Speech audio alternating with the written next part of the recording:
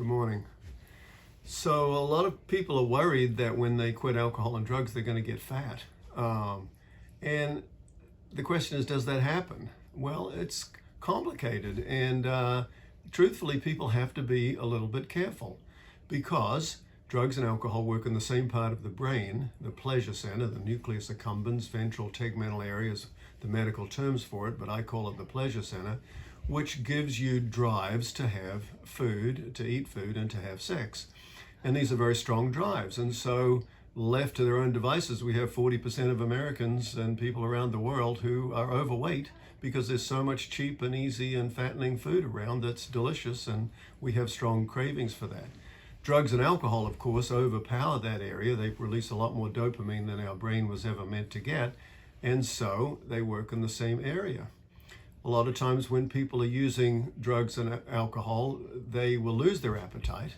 You know, the stereotypical idea of a emaciated person living on the street who's, very emaciated, that's really actually uncommon, but people sometimes do lose their appetite. And so when they stop using alcohol and drugs, they have to be careful that they don't just replace one thing for another. It's not unusual to see people coming out of an AA meeting or going and eating ice cream or chocolate or something like that. That's quite fattening.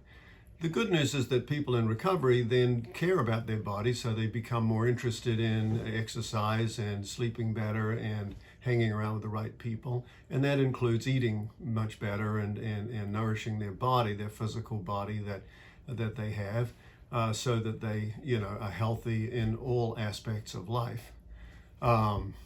So some drugs, just another point is that will actually increase appetite. We see some people on methadone who really get strong cravings for sugar. And the good news for those people who have gained sometimes 20, 30, 50 pounds in weight, that they will lose that weight fairly quickly once we detox them and get them onto Naltrexone. Other people who have lost a lot of weight will then put the weight back on once they get in recovery. So hopefully that information is helpful. The bottom line is, you have one body, you need to treat it well, and putting nourishing food in and not too much of it is the right thing to do to keep you healthy for the rest of your life.